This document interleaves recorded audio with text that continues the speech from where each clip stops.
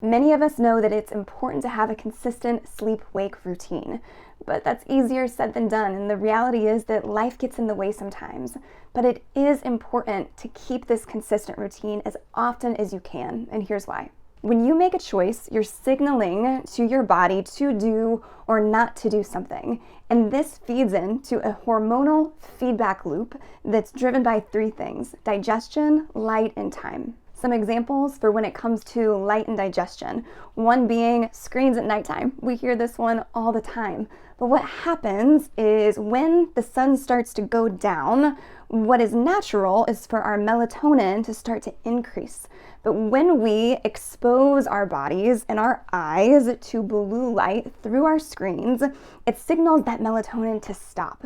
And so when we try to go to bed a few hours later after watching screens for a couple hours, our bodies are like, hold on, I'm not ready for sleep yet. Another before bed activity that we can shift away from is eating close to bedtime. Digestion is one of the hardest things that our bodies does for us. So when we can cut off calorie intake a couple hours before bed, it really helps our bodies to slow down and signals, hey, it's not time to be active anymore. So we've covered two, light and digestion. Now let's look at time, our number three.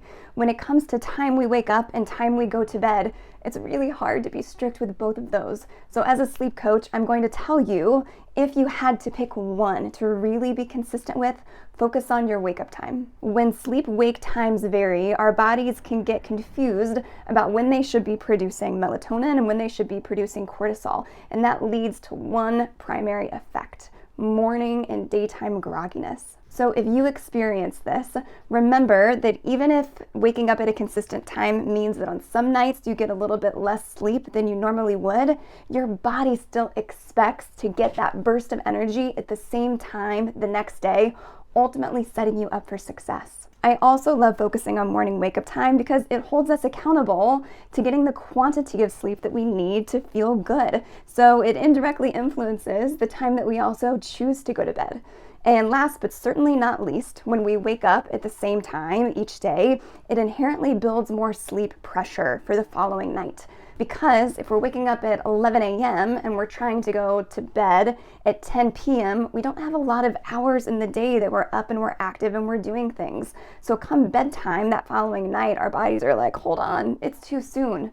So by keeping that wake time consistent, our bodies are then consistently ready to fall asleep when we want them to.